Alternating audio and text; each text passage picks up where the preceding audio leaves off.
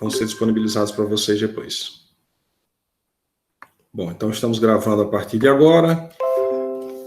Para quem não me conhece, eu acho que não tem quase ninguém, eu sou o Giuseppe, tá? Ali tem o meu e-mail, qualquer coisa que vocês precisem ao longo desse semestre. Também tem um grupo no WhatsApp, né, que eu acho que facilita bastante a nossa comunicação. Não, José, eu não vou usar o AVA, tá? As plataformas sugeridas pela UFMS dão muito problema para o meu gosto, então a comunicação vai ser nos moldes que a gente já tem usado via e-mail e via WhatsApp, tá? A disciplina chama Redação de Textos Científicos, ela é ofertada regularmente para 2 cursos de pós-graduação aqui, que é o da Ciências dos Materiais, que eu acho que a maioria dos matriculados são do curso, e o da pós-graduação em Química, né? A gente começa hoje, tá? Então eu estou chamando isso aqui de aula 1. Eu queria mostrar para vocês rapidamente aqui informações gerais a respeito da disciplina. Então, a ideia aqui é que eu exponha alguns conteúdos, traga algumas informações para vocês, com base naquilo que existe de mais moderno em termos de comunicação científica, e durante ou após as aulas a gente pode fazer uma etapa de discussão. A ideia é que sejam aulas dialogadas, né? Até porque fica muito maçante um monólogo de 3 horas, tá? Vocês não se preocupem com isso, mas antes que alguém pergunte, né, como é que vocês vão ser avaliados? Então, avaliados. A ideia é que a gente construa e examine os aspectos que vão ser discutidos aqui nos nossos próprios textos científicos e em textos de terceiros, tá? Não se preocupem que a ideia não é que vocês terminem a disciplina com um manuscrito pronto. Aqueles que estiverem avançados no trabalho de pós-graduação suficiente, tiverem, por exemplo, já redigindo um manuscrito, podem se utilizar das dicas, digamos assim, da disciplina para tentar colocar esse documento nos moldes que serão aqui comentados. Mas isso não é, digamos assim, não é nenhuma obrigatoriedade. Muitos de vocês estão começando o trabalho agora. A ideia é a gente pegar qualquer tema. É interessante que seja um tema relacionado à nossa pesquisa, mas pegar qualquer tema e conseguir discorrer sobre ele usando essas ferramentas que serão discutidas ao longo do semestre, tá? Então, fiquem tranquilos, as avaliações vão ser lá para o final do semestre, uma coisa que não vai nos incomodar agora, e sempre que houver uma etapa de avaliação, vocês vão ser informados com antecedência, ok? Aí o cara que está na reta, que vai ter qualificação mês que vem já... Mas até mês que vem já ajuda, Bruno. Já temos algum tempo, né? O público, eu já falei, são vocês, mestrandos e doutorandos, né? Então nós temos aqui, inclusive nós temos alguns alunos especiais, mas geralmente o pessoal que está em alguma etapa da pós-graduação, em vários momentos diferentes, né? Gente mais perto de defender, gente que está começando agora. Então, a ideia é que a discussão seja capaz de abarcar todo mundo, né? E a motivação da disciplina, gente, que inclusive foi uma motivação para mim, eu confesso, essa disciplina nasceu acho que 11 anos agora. Faz 11 anos que eu ministro, e ela vem sempre, vocês vão perceber que ela é uma disciplina bastante dinâmica, né? Porque os elementos que a gente tem para apresentar os nossos dados são cada vez mais diversos, nós temos muitas ferramentas, muitas plataformas diferentes que não existiam lá em 2010, mas ela nasceu como uma ferramenta de trabalho que era um pedido dos próprios pós-graduandos, né? Quando eu fui coordenador, eu acabei de sair da coordenação da pós-graduação em Química, agora em 30 de junho.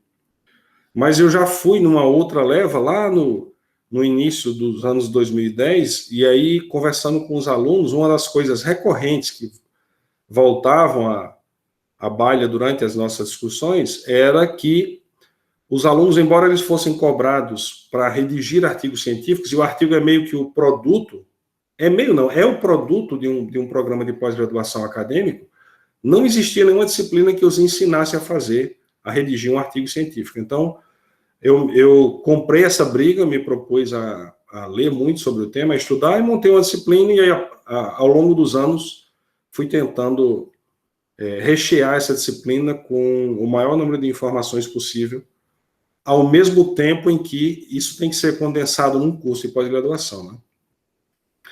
E, bom, além da ferramenta de trabalho de forma mais imediata, ela serve como uma ferramenta de crescimento profissional, porque dentre nós aqui, pelo menos aqueles que pretendem seguir carreira acadêmica, se você não aprende a redigir minimamente bem, você está liquidado nesse processo competitivo, né? Então, pelo menos assim, como pesquisador, é lógico que você pode fazer alguma outra coisa, mas não se faz ciência sem redigir sobre ciência. Eu espero que ao longo do semestre eu consiga demonstrar isso para vocês. E como eu falei que é um processo contínuo, mesmo eu estou aprendendo continuamente e melhorando a qualidade da minha redação à medida que eu recolho esses materiais para apresentar para vocês, tá? Então, vocês vão ver que é uma coisa bastante útil, né, esse tipo de discussão que a gente vai ter aqui. Nós temos uma diferença aqui, o pessoal que se matriculou no PGCM consta lá como disciplina de 45 horas, tá? Enquanto que na Química ela foi cadastrada como 30, e na verdade ela foi idealizada para uma disciplina de 30 horas. Eu perguntei para o Cícero hoje, aconteceu algum ruído entre o PGCM e a PROP, e ela ficou cadastrada como 45. Eu não vejo problema, porque vocês vão ter uma carga horária adicional além dessa que vai ser em sala de aula aqui. Vocês vão ter várias tarefas ao longo do semestre, e seguramente isso vai despender algum tempo, então quem está matriculado na Química vai contar como 2 créditos e no PGCM como 3, tá? Mas a disciplina é a mesma para os 2 cursos. Bom, aqui eu coloquei na forma de uma espécie de resumo da ementa de quais são os principais pontos que serão abordados ao longo da disciplina, né? Então, o tomo 1, que é o que a gente começa hoje, vai tratar dos aspectos teóricos para a prática da redação científica, ou seja, o que é que fundamenta, o que é que faz com que um artigo científico tenha aquele formato? Título, introdução, palavra-chave, por que é que as coisas são daquele jeito? Geralmente a gente lê muitos artigos, né, ao longo da nossa carreira acadêmica, principalmente quando estamos começando, e aí nós tomamos os exemplos que encontramos na literatura sem exatamente, é como se a gente estivesse jogando um jogo que a gente está tentando descobrir as regras, mas elas não estão dadas, né? Então a ideia aqui, nesse primeiro aspecto, né, o primeiro ponto do curso, é que a gente trate de desenterrar essas coisas. O que é que fundamenta, do ponto de vista da filosofia da ciência, o que é que fundamenta a formatação de um artigo científico, tá? E aí, claro, uma vez que a gente tenha discutido isso no bloco 1, nós passamos para a estrutura de um texto com base nessas preconcepções vistas na primeira parte do curso, tá? E aqui a gente vai tratar de destrinchar o artigo científico parte por parte. Então, por exemplo, o que é um bom título, o que são boas práticas relacionadas ao título, quais são os contra-exemplos, o que é que a gente encontra na literatura. Como escolher palavras-chave, quais são as mais indicadas, quais são aquelas que não são indicadas, por quê, né? Cada um, desde lá do título até os agradecimentos, a gente vai passar por cada cada uma das partes. Nós vamos dissecar um artigo científico e passar por cada uma das partes do artigo com base naquilo que foi discutido na primeira parte do curso. Na parte 3, ou capítulo 3, nós temos estilo da redação. Então, eu vou mostrar para vocês alguns estilos, porque, afinal de contas, como se trata de um processo criativo, ele, por natureza, ele é subjetivo, né? Mas existem algumas dicas de estilo que são meio que universalmente aceitas hoje, principalmente nos principais veículos. E a gente vai tratar de descobrir quais são elas. Depois, a gente vai ver como é que se publica um artigo científico, ou seja, toda aquela série de etapas que geralmente o aluno de pós-graduação não está em contato com elas, o que vocês estão mais em contato é com o trabalho de laboratório no dia a dia. Vão lá, obtêm dados, interpretam dados, discutem com o orientador, com colegas de grupo, mas geralmente vocês são meio que colocados de lado naquela etapa que termina na redação de um primeiro draft, né, do manuscrito, até o processo de publicação. Como é que isso acontece? Para onde a gente tem que mandar, com quem a gente tem que discutir? Então, nós vamos tratar disso com bastante detalhe aqui. Depois, nessa parte, hein, professor, eu tive a sorte do meu orientador falar que eu que seria o correspondente. excelente. Mas você vê que tem uma série de armadilhazinhas ao longo do caminho, né, Bruno? Nossa, foi terrível conversar com revistas. Mas raramente os alunos é dada essa oportunidade, até porque existe um asteriscozinho, uma medalha no autor correspondente, então as pessoas costumam disputar a tapa, a correspondência da autoria, né? E geralmente o autor correspondente é o autor intelectual daquele trabalho. Então é raro que o aluno tenha essa oportunidade, mas que bom que você já passou por isso. Então você já saiu uns passos na frente. Um sofrimento a menos já, né? Mas é sempre um sofrimento, né? Porque cada revista tem uma formatação. Nossa, isso é uma coisa que eu achei incrível, porque quando eu fui publicar, né, eu fui atrás das revistas de Elsevier. Só que cada uma específica, por mais que tenha algumas coisas em comum, eram documentos diferentes. Eu, putz, por que é sempre diferente? É tudo da Elsevier, é sempre diferente. Aqui, nesse capítulo, é bom você ter tocado no assunto. A gente vai pegar alguns exemplos, porque a gente acha que o que vai ser publicado é só aquela peça que a gente preparou como manuscrito. Na verdade, ao longo do processo de submissão, existem muitos outros componentes, tanto textuais como visuais, que têm que ser encaminhados junto com o manuscrito, né? Mas a gente vai falar disso quando chegar o tempo certo, tá? Depois, no capítulo 5, a gente vai... Basicamente, eu vou dar para vocês algumas ferramentas que vão permitir vocês escolherem para onde enviar. Porque se vocês entrarem numa base de dados hoje em dia, como a Scopus ou Web of Science, que são as duas que vale a pena investigar, vocês vão encontrar dezenas de milhares de periódicos. Então, para alguém que está começando, você fala assim, bom, meu trabalho se enquadra... Você lê o escopo da revista, né? Você fala, o meu se enquadraria em 100 revistas diferentes. Como é que eu vou escolher dessas 100 para onde mandar? Então, a gente vai discutir esses aspectos aí, tá? Do ponto de vista da qualidade, né, dos periódicos, da qualidade de um trabalho individual, que é um artigo que não tem exatamente a ver com a qualidade do periódico. Existem artigos muito bons publicados em periódicos medianos e vice-versa. E Professor, a qualidade dos autores. Fala, Bruno. quanto a isso, eu tenho uma pergunta rápida. O senhor já usou aquele Archive? Não sei do que você está falando, não. Sinceramente. Eu acho que é de uma universidade. É de uma universidade americana, eu não lembro da cidade. Archive.org. Que isso é uma coisa que eu vi nas revistas que eu estava tentando publicar no Elsevier, que eles aceitavam artigos que estavam no Archive, que você manda primeiro para lá, aí... Tá, entendi. É um repositório. Você falou o nome específico, assim, é um artigo que é colocado para discussão pública antes do aceite, né? Isso. Então, isso, cada coisa é seu tempo, a gente vai discutir isso em maiores detalhes, mas existe uma armadilha aí, viu, Bruno? Eu ainda não usei, eu ia meio que perguntar para o senhor se vale a pena mesmo, né? Eu não recomendaria, sinceramente. Por quê? Tem uma série de periódicos, principalmente das principais editoras, que eles estabelecem uma relação de troca com o autor. Que relação é essa?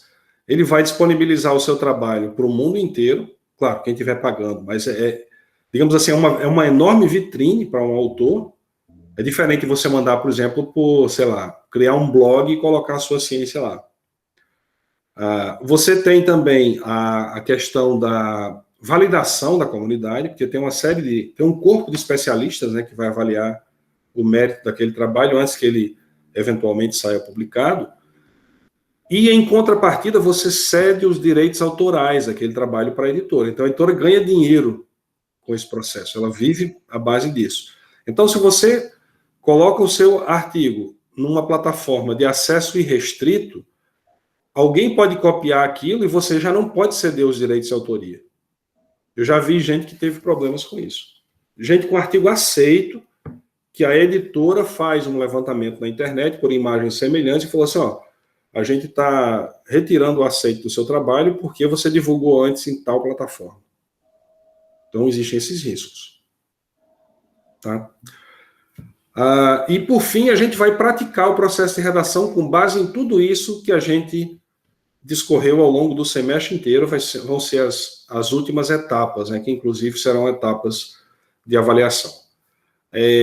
Eu pretendo dar essa disciplina em 10 blocos semanais, de até 3 horas por semana, incluindo seus intervalos. Eu não vou ficar aqui falando 3 horas para vocês, mas o período de 3 horas é assim, estar disponível essas 3 horas para que, eventualmente, a gente possa, além da apresentação do conteúdo, possa bater um papo ao final da aula e vocês exporem todas as suas experiências, as suas dúvidas. Então, a gente fica 3 horas por semana, tá? Vamos de 1h30 até as 4h30.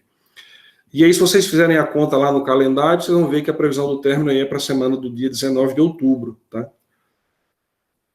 Então, nada muito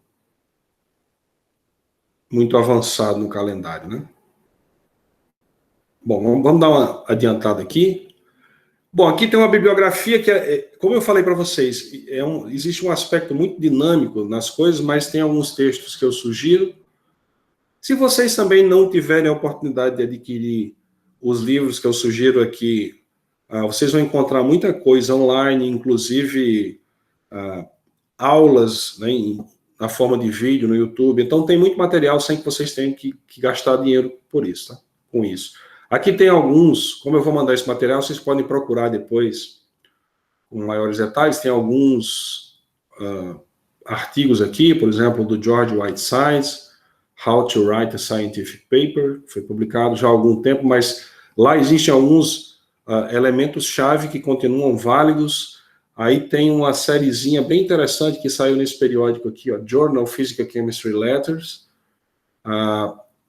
Tem um que chama Mastering the Art of Scientific Publication. Isso aqui são todos editoriais dos próprios editores da revista, né? Tem um que trata de Graphical Excellence, né? Excelência gráfica, falando mais para a parte visual dos nossos trabalhos. Então, eu sugiro. Esse artigo aqui é bem interessante. Como escrever como alguém que é um inglês nativo, né? Dicas especificamente para quem fala português, de uma revista da área médica que chama Clinics. Aí nós temos aqui 2 livros, né, do professor Gilson Volpato. Tem uma parte importante dessa disciplina que foi retirada de lá. Tem um livro do Ashby. Esse aqui é mais complicado de encontrar, mas esses que estão em DOI aqui, ó, vocês vão encontrar facilmente na internet. E alguns editoriais e artigos de opinião que eu vou fornecer para vocês ao longo da disciplina, tão logo eles sejam necessários, tá? Então, não coloquei a bibliografia aqui inteira, não, porque alguns eu tiro, aí, de repente, ao longo do semestre aparece alguma coisa interessante que vale a pena incluir, então eu deixo isso mais ou menos aberto para que a gente possa ir alimentando ao longo da disciplina.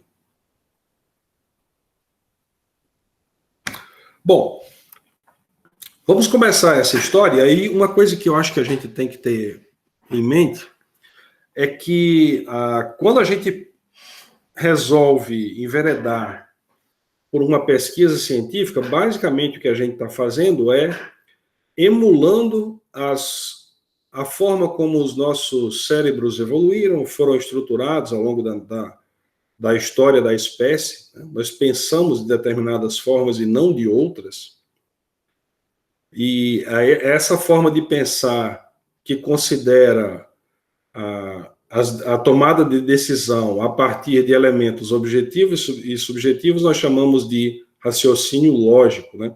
Existe um encadeamento de ideias que guardam uma relação de correlação entre elas. E fazer ciência é basicamente usar essa ferramenta de que nós já dispomos no dia a dia, de uma forma, eu diria, emoldurada, né? Um artigo científico, ele conversa com os leitores exatamente, se ele for bem escrito, é claro. Ele tende a contar, os autores tendem a contar aos leitores como é que eles chegaram àquelas conclusões, de forma que os leitores entendam o processo de, digamos assim, de elucidação daquele problema e concordem com ele. Um artigo só será citado, só será aproveitado para a sua pesquisa se você concordar com a conclusão dos autores daquele artigo e com a forma com a qual eles chegaram àquelas conclusões, né? Então é muito claro que a gente não perca nunca saia da nossa mente que a gente tem que usar de ferramentas de lógica quando a gente vai escrever, vai discorrer qualquer aspecto do mundo natural na forma de um artigo científico, tá?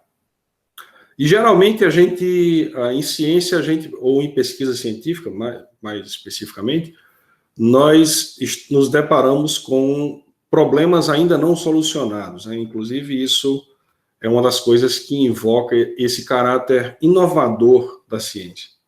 Ciência, além de outras coisas, é novidade, né? Um slidezinho que ilustra isso. Então, geralmente, a gente está nesse caminho aí. Quando você começa um trabalho de pesquisa científica, geralmente você está desse lado esquerdo da ponte, então você se fundamenta naquilo que já é conhecido pela literatura científica e tem um caminho a percorrer para estabelecer um novo conhecimento, né? O que é que se quer saber. E, claro, ao longo desse caminho aqui, tem uma série de coisas que podem acontecer, né? Do ponto de vista experimental, conceitual, mas, basicamente, existe... Isso aqui é o que, conceitualmente, as pessoas chamam de gap. Depois a gente vai treinar isso em qualquer artigo científico que esteja bem reduzido, lá no resumo do artigo, vai ter, nas sentenças iniciais do resumo, esse tipo de informação, dizendo, qual é o contexto do nosso trabalho, o que é que já se sabe na área a respeito desse contexto, qual é a dificuldade com a qual nos deparamos e que propomos aqui resolvê-la, esse é o gap, e o que é que a gente objetiva. Tá? Então, isso é uma coisa que tem que ficar clara também, até quando a gente for estruturar qualquer texto científico, seja o resumo do texto ou o texto como um todo, esses elementos, eles têm que estar presentes, têm que estar claros para a gente. Às vezes você fala assim, eu não consigo redigir sobre a minha pesquisa, mas será que essas coisas estão claras? Contexto da pesquisa, o problema a ser abordado, o que é que já se sabe, o que não se sabe e o que é que eu pretendo saber a partir da minha pesquisa em particular. A estrutura é sempre essa, independente da área do conhecimento, tá? Bom, e é claro que a gente não pode falar de redação científica sem falar do método. Depois eu vou mostrar para vocês que essas coisas estão completamente associadas, né? É lógico que alguém aí, algum leitor de metodologia científica pode puxar a minha orelha aqui e dizer que esse método está simplificado, mas a ideia aqui é conversar com vocês sobre uma noção geral do que seria um método científico. Então, vamos começar daqui. A gente poderia partir de qualquer ponto, que, na verdade, a gente sempre parte de um conhecimento pré-existente, mas vamos imaginar que o método nasce de uma observação. Vamos imaginar que nós somos um dos filósofos pré-socráticos que ainda estão, que são os primeiros a observarem determinados fenômenos. Depois, normalmente, depois de uma série de observações, vem a descrição daquele fenômeno que foi observado. Muitas vezes existe a necessidade de uma categorização, e daí nascem todas as especialidades da ciência, né? Então, o nosso cérebro também funciona muito bem categorizando as coisas, certo? Inclusive, muitas vezes isso funciona para o bem. Digamos, ao longo da nossa história evolutiva, era extremamente importante saber, por exemplo, se um animal era perigoso para a nossa sobrevivência ou não. Então, isso é um tipo de categoria mais básica, ou essa fruta que eu encontrei, eu posso comê-la ou não? Você começa a categorizar. Então, a gente evoluiu para categorizar coisas que nos ajudem a sobreviver. E isso, naturalmente, como eu falei para vocês, como a ciência é um reflexo da estrutura dos nossos cérebros, naturalmente isso também se reflete na pesquisa científica. Então, a gente categoriza as coisas. E muitas vezes isso nem é muito bom, né? Quando a gente discute com alguém dentro de um congresso, de um evento interdisciplinar, a gente percebe que a partir de um outro foco, muitas vezes algumas respostas simples para problemas aparentemente complexos não foram sequer pensados por nós, e aí vem um cara de uma outra área e fala, pô, você já fez tal coisa? Por quê? Porque a gente também aprendeu a estudar dentro dessas caixinhas. Então, muitas vezes a gente fica com uma visão limitada do objeto da pesquisa. Bom, mas depois dessa breve digressão, essa categorização geralmente leva à existência de um modelo, uma representação simplificada de um aspecto do mundo natural, né, que se reflete na pesquisa científica, que apreende do mundo natural os seus principais elementos, deixando de fora outros, é lógico. Não existe um modelo que seja tão complexo quanto a realidade por si, e, portanto, todos os modelos são factíveis de aprimoramento. Um bom modelo tem que ser capaz não só de explicar todos os fenômenos que já foram observados, aos quais ele se propõe a explicar, claro, todo modelo tem um limite de aplicabilidade também, e também tem que ser capaz de fazer previsões sobre fenômenos ainda não observados. Um bom modelo é capaz de prever o futuro nesse sentido. Tá? Então, cada nova observação expõe o modelo a uma avaliação. Se a observação confirma o modelo, esse modelo segue sendo o modelo vigente, e se a observação refuta o modelo, então eu tenho uma observação aqui que o modelo original não abarca, não compreende. Então há necessidade do estabelecimento de um novo modelo que inclua todas as observações anteriores e também as novas observações. Então, basicamente, o método científico se baseia nesse contínuo aprimoramento daquilo que nós conseguimos apreender dos fenômenos naturais. Certo? Gente, a qualquer momento, se vocês quiserem entrar na discussão, por favor, fiquem à vontade. E eu pediria que quem fosse falar, só para a gente... Tem algumas pessoas que eu acho que eu ainda não vi, abre a câmera junto com o microfone também, tá? Só para a gente ir se familiarizando com cada um de vocês. Podemos seguir? Sim, professor. Tranquilo.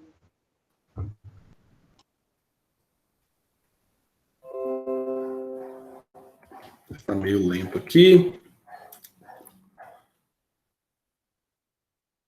Bom, eu falei para vocês de conhecimento científico, que é está representado ali por aquela bolinha da ciência, mas ela é só uma das formas de a gente interpretar o mundo. Existem outras ferramentas, né? Como, por exemplo, a religião. A religião é uma forma de pensar que também se propõe a explicar o mundo, a explicar as consequências das suas ações, num outro âmbito, mas não deixa de ser uma forma de tentar entender o mundo. A arte é uma forma de tentar expressar o mundo. A filosofia, que é muito casada com a ciência, é uma forma de tentar explicar o mundo que nos cerca, né, os fenômenos que nos cercam. E eu gosto dessa representação aqui, que eu tirei do livro do Volpato, porque esses diferentes ideários, né, de concepção do mundo, eu coloquei aqui que eles meio que se sobrepõem, porque existem características que são comuns a mais de uma forma. Tá? Por exemplo, pode-se dizer claramente que a arte e a ciência guardam em comum o fato de que pretende-se criar algo, então a arte é sempre um processo criativo e é sempre um processo provisório. Certo? Já ciência e religião guardam entre si que características? Um conhecimento que é explicativo, pretende explicar algum aspecto do mundo, e um conhecimento que é compartilhado. Qualquer um que já leu minimamente alguma passagem bíblica vê que aquilo ali é uma mensagem que deve ser espalhada. Levem a boa nova. certo? Assim como também não se faz ciência isoladamente. Então, quais são os aspectos especificamente da ciência que nós vamos levar em conta na hora em que a gente vai colocar as nossas ideias no papel?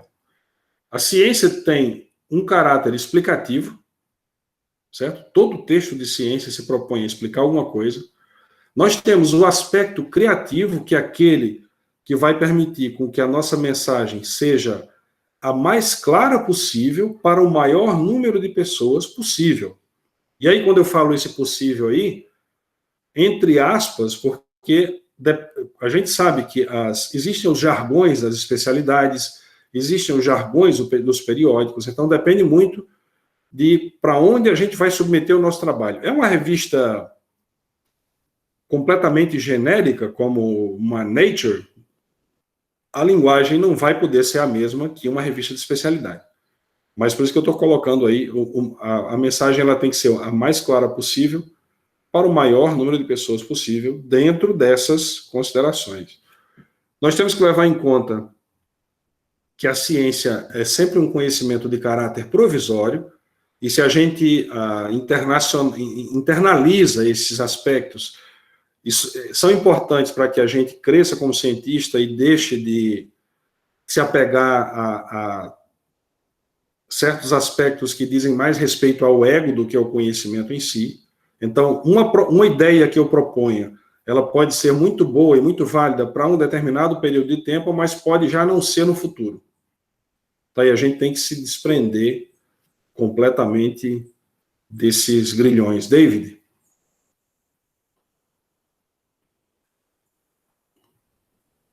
Foi, levantou a mão e saiu? Bom, vamos aguardar o David voltar.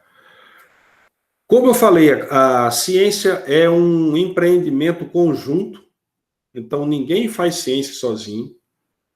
Qualquer um de nós que resolver, da própria cabeça, inventar alguma área, vai estar correndo um sério risco de estar tentando reinventar a roda. Então a gente precisa, não só num primeiro momento, de se apropriar daquilo que as pessoas já sabem, isso é um processo secular, né? Demora muito tempo para que a gente apreenda certos conceitos e certas coisas que já estão estabelecidas. E a ideia é que esse conhecimento possa ser compartilhado para que a gente reinicie esse ciclo de aprimoramento. David, fala. Oi, professor. Primeiramente, excelente aula, professor. Muito boa mesmo. Agora eu estou podendo acompanhar a disciplina em tempo real. Eu tentei fazer antes, como aluno especial, mas não dei conta. É muito bom essa reflexão que o senhor trouxe, porque isso remete a alguns aspectos interessantes dentro do pensamento científico, né? O senhor trouxe aquele quadro sobre o método científico, né? Tudo bem, é um quadro genérico só para a gente poder gerar uma discussão. Isso, mas ele é bem simplista, eu sei que tem vários... Mas esse quadro que o senhor trouxe agora, ele levanta uma questão dentro daquela outra questão relacionada ao método científico, que é que se você tem áreas de conhecimento, então você tem metodologias de conhecimento, né? Metodologias de estabelecimento de conhecimento científico também distintas, né? E isso enriquece a discussão, porque isso traz à baila a questão que a ciência ela lida com a natureza, então ela lida com uma estrutura de mundo, né? Com uma ontologia. Dentro da filosofia da ciência, pessoal, o termo é ontologia. E a nossa interação com a estrutura do mundo é uma interação intelectual, epistemológica, né? Como o senhor tem argumentado com palavras mais simples, né? Então, existe essa questão, no nosso estabelecimento de uma explicação da realidade, existe esse diálogo entre a estrutura do mundo que a gente está inserido e a nossa percepção intelectual dele, né? E isso se manifesta nas várias formas de conhecimento que nós temos, né? Que a cultura constrói e desenvolve. E por sermos seres humanos, esse conhecimento que a gente estabelece, que se manifesta de várias maneiras, na religião, na arte, na ciência, na literatura, na filosofia, existem pontos de contato entre elas, e isso enriquece muito, e eu achei excelente. Assim, é muito mais um comentário, né, de quanto eu achei, fiquei bastante empolgado e achei excelente essa discussão que o senhor trouxe. Eu acho que isso para o campo científico e essa percepção enriquece, inclusive, a nossa interação com a nossa área, né, de formação. É uma coisa que eu tive essa impressão, obrigado pelo elogio, David, mas é uma coisa que eu acho que enriquece muito a forma como a gente interage com a informação, porque geralmente as coisas dentro da área das ciências duras são muito quadradinhas, né? Então, o cara fala assim, ó, o seu trabalho vai ser esse, está aqui, seus reagentes, vai lá para o laboratório, lê tal artigo, mas todos esses aspectos que mostram mais ou menos quais são as regras do jogo, né? Com base naquilo que a gente consegue conceber do mundo a partir das nossas limitações físicas, táteis, digamos assim, a discussão é muito mais profunda do que esse negócio de, vai lá, escreve uma introdução dessa forma, escreve um... Porque, digamos, a ideia da disciplina é meio que a gente entender por que as coisas meio que se estabeleceram dessa forma, né, com base em nossas interações com o mundo ao longo de gerações, né? Exatamente. E entender que a ciência, ela é um substrato cultural também, né? Sem dúvida.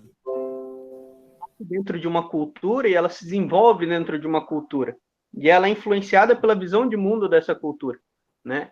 Não por querer relativizar, porque eu acho que é complicado a gente relativizar o trabalho científico, né? Realmente, de um ponto de vista prático, o nosso trabalho, com relação ao trabalho artístico ou filosófico, ele é um pouco mais quadradinho e um pouco mais fechado, mas não significa que ele não tenha criatividade, intuição, imaginação, né? E também não tenha beleza dentro do trabalho. Um outro aspecto importante, no desenvolvimento da história da ciência, quando os cientistas e aqueles homens que refletiam, né, sobre a natureza, eles se juntaram com os artesãos, né, com um trabalho na construção de artifícios e artefatos. Você teve ali no século XVII um grande boom prático, do conhecimento prático dentro das ciências naturais. Então, por exemplo, o Robert Boyle, né, que é um dos fundadores da química, o investimento dele na construção de equipamentos e de ferramentas dos primeiros cientistas ali do século XVII, né, cientistas modernos, se a gente pode dizer assim, né, acho que o termo mais interessante é filósofos naturais, isso gera um boom intelectual e um crescimento enorme, né, no campo científico. E é isso, professor, muito obrigado. Desculpa, pessoal, eu estou no trabalho, é meu último dia de trabalho, a partir de semana que vem eu vou me dedicar exclusivamente à pesquisa, né? Agora eu tenho bolsa, e aí eu trabalho aqui, então algum ruído e algum barulho aparece, tá bom? Obrigadão, professor. E desculpa. Valeu, não, que é isso. A ideia é que a gente converse mesmo, né, a respeito dessas coisas.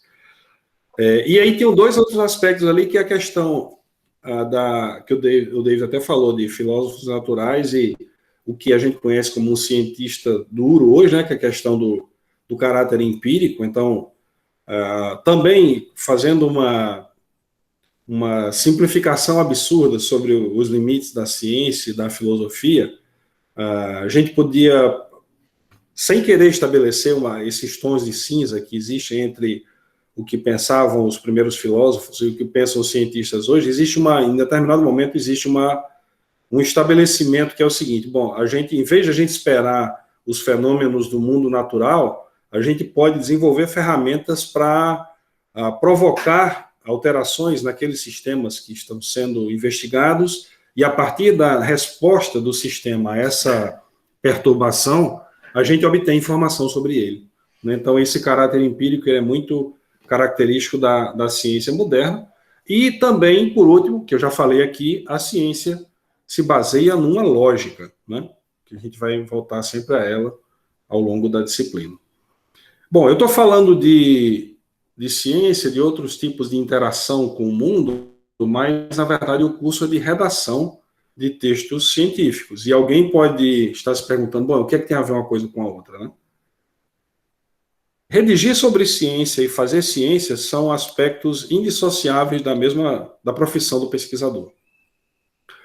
Tem um pedacinho da National Academic Press que é, digamos assim, é o braço editorial do governo norte-americano, né? Eles publicam compêndios científicos de uma vez por ano com cientistas convidados, e de acordo com essa fundação, um conhecimento, eu me dei ao luxo de traduzir para vocês aqui, né? Eu não peguei a forma como estava escrita lá originalmente, mas a tradução livre é: um conhecimento só pode ser considerado ciência após ser julgado de forma parcial e independente por uma comunidade de especialistas. Ou seja, o que é que essa afirmação quer dizer?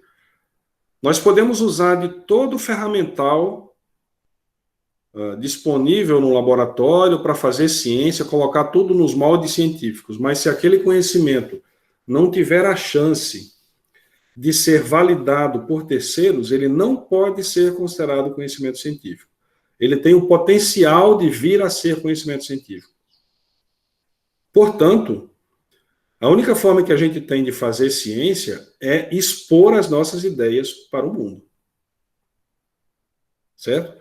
É tipo assim, vou fazer um paralelo bobo aqui. Eu sou um excelente cantor, eu digo a todos os meus amigos, mas nunca ninguém me viu cantar, eu só canto no chuveiro.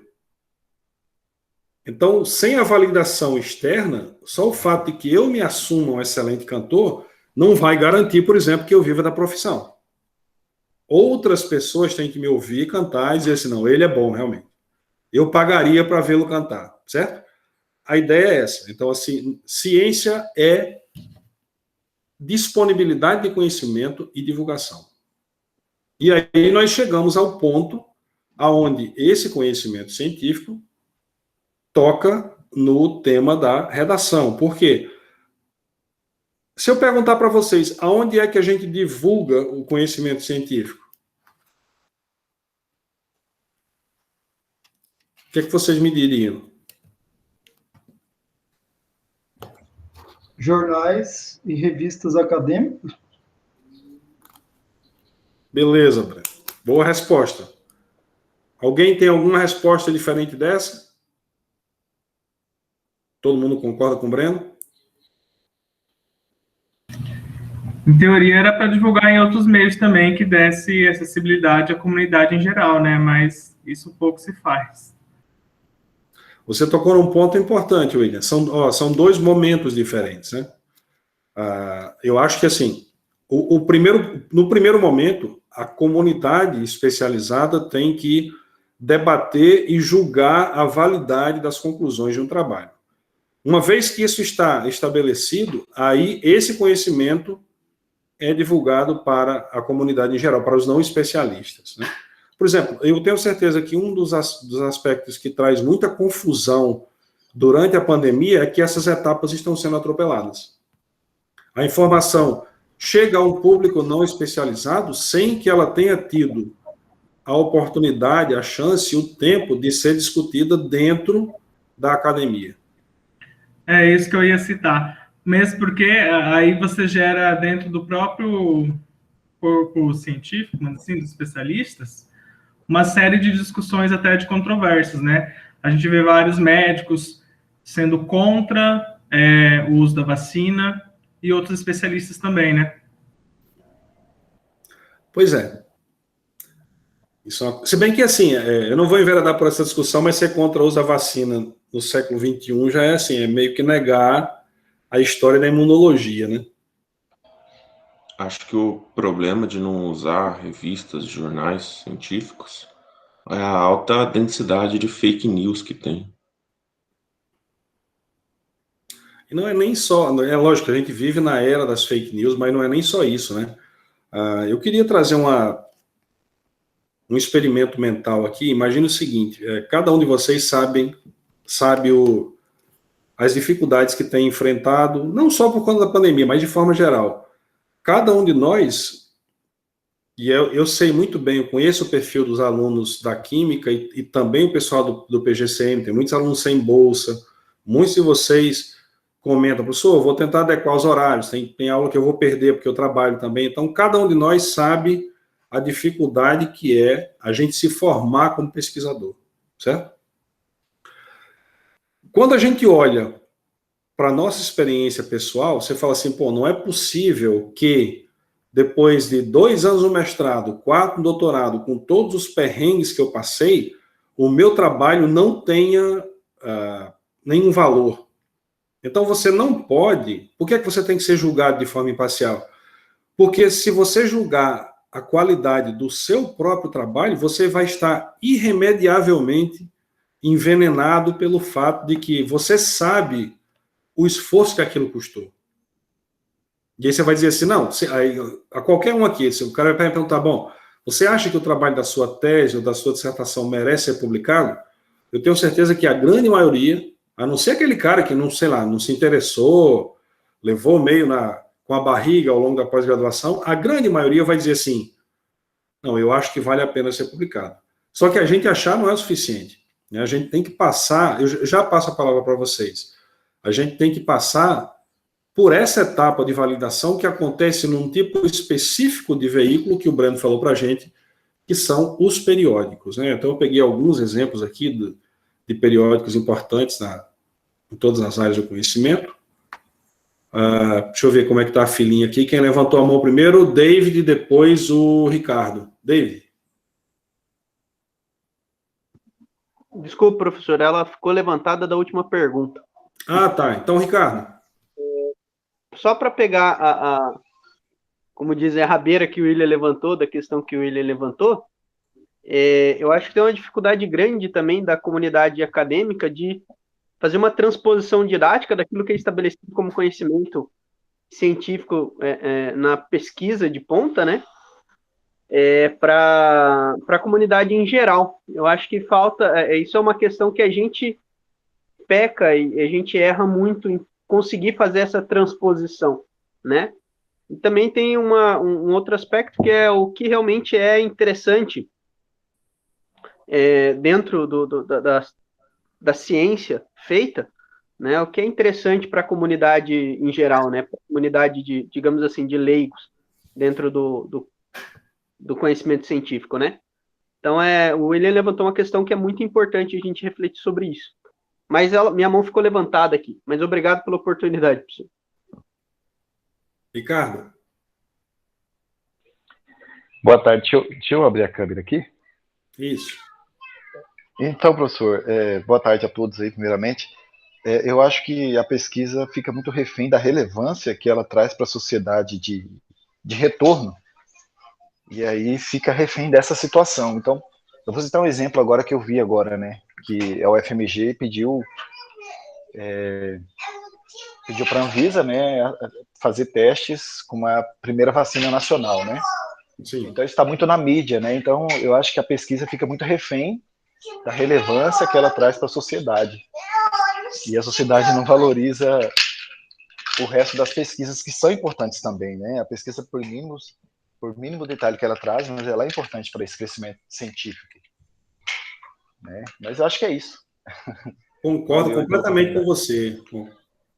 A gente vai voltar a esse ponto ao longo É que você, assim, parece que vocês estão querendo discutir tudo no primeiro dia, mas a gente vai tocar nesse assunto também, a armadilha do utilitarismo da ciência. A gente vai discutir sobre isso. E principalmente em tempos de pandemia, parece que só o que é relevante, lógico, é relevante porque ninguém quer morrer de Covid, né? A gente está numa corrida contra o tempo, mas parece que o único aspecto científico do que os cientistas têm feito que é relevante é a vacina.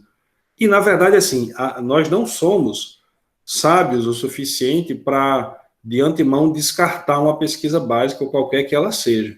Basta pensar, por exemplo, tem vários físicos aí, no eletromagnetismo. Isso tinha aplicação quando o conceito foi estudado originalmente? Não. Certo? Era uma curiosidade do mundo natural. E hoje em dia a gente não vive sem ondas eletromagnéticas. Né? Então é muito complicado. Ou então, por exemplo, um polímero condutor. Você acha que o cara que primeiro pensou no polímero condutor estava pensando em telas sensíveis ao toque? Não. Tá, então, a gente pode correr o risco de perder muita coisa importante se a gente mata a ciência na raiz. Para mim, as duas coisas têm que coexistir, têm que receber financiamento, que é ciência aplicada e ciência básica, sempre. Porque a gente não tem como saber de antemão o que é que vai funcionar e o que não vai. Mais alguém levantou a mão ou é impressão minha? Eu aqui. É o seguinte, professor, olhando tudo isso, eu notei outro detalhe que às vezes passa batida, é o sensacionalismo. Então, mais do que você divulgar a informação, é divulgar da maneira correta. Quando você tem que, às vezes, vender uma notícia, um jornal, até mesmo uma assinatura que seja de um periódico de notícia, de um jornal de grande alcance, muitas vezes, até para fins de propaganda, a pessoa omite fatos relevantes e aí fica o famoso clickbait, né? Você clica lá para ver o que você está indo, às vezes não é nada do que você está falando, ou às vezes o título é tão sem noção que você já perde a credibilidade em algo que poderia, inclusive, ser relevante. Eu acho que é isso aí, o povo sempre pensa as coisas entre certo e errado, falso, verdadeiro. Não, a nuance é um pouco mais complicada. Às vezes a omissão é pior do que a mentira deslavada. Sem dúvida. Mas são coisas assim, a gente tem que aprender a lidar com isso, porque a gente vive numa era e essas coisas são irreversíveis, né? E essa questão, quem acompanha os grandes periódicos sabe que essa questão da disputa pelo lugar ao sol está se tornando cada vez mais ferrenha à medida que o número de cientistas no mundo cresce. Então as revistas também usam desse tipo de artifício. Não inventando pesquisa falsa, mas assim, dando um verniz para determinados artigos que ficam na vitrine lá, que aí você vai ler o trabalho e você fala, bom, não é a cereja do bolo que eu pensava.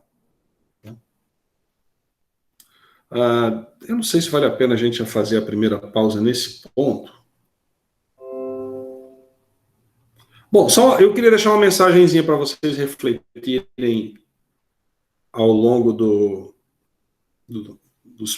das próximas horas e também agora no intervalo. A quem importa a ciência, né? É lógico que todos nós aqui sabemos que ela importa a todo mundo, tá? Mas eu achei muito interessante esse dado aqui de um grupo. Eu sempre uso esse dado, é um artigo já que precisava, inclusive, de ser atualizado, de um grupo lá da UFMG. No trabalho, né, que vocês tiverem maior interesse, está aqui. Eles fazem uma regressão linear aqui, considerando o log do número de artigos publicados. Cada bolinha dessa aqui é uma nação, tá? O log do número de patentes e o log do produto interno bruto per capita. Então, existe alguma dispersão. O Brasil está mais ou menos aqui, assim, é um país de renda per capita média, mas dá para ver claramente que as nações que mais produzem tecnologia e conhecimento são aquelas que têm mais riqueza para distribuir entre os seus. E aí não é a ideia não é que é uma relação do tipo causal simples. Não, então se eu publicar um artigo, o país vai ficar mais rico. Não, é que aonde a cultura da ciência é mais, digamos assim, ela é arraigada há mais tempo, as pessoas vivem melhor porque a produtividade da sociedade como um todo, ela é elevada. Basta pensar, por exemplo, nas colheitadeiras de cana que a gente tem, para pegar um exemplo bem típico aqui da nossa região, comparado aos cortadores de cana, né? Então, o que é que tem embarcado ali? Ciência e tecnologia. Professor, Breno. A inferência não pode ser inversa também? À medida que eu tenho maior produto interno bruto, claro, então eu invisto mais em ciência. Não é simples. Então, se você tem mais dinheiro, você também investe mais em ciência. Mas a correlação é muito interessante, né? Então, se a gente quer ser um país, sair de ser um país de renda média, um dos caminhos é investir em ciência e tecnologia. Tá? Bom, eu vou fazer uma pausa aqui, inclusive eu vou parar a gravação para não ficar um vídeo longo com um buraco no meio, né? Ok.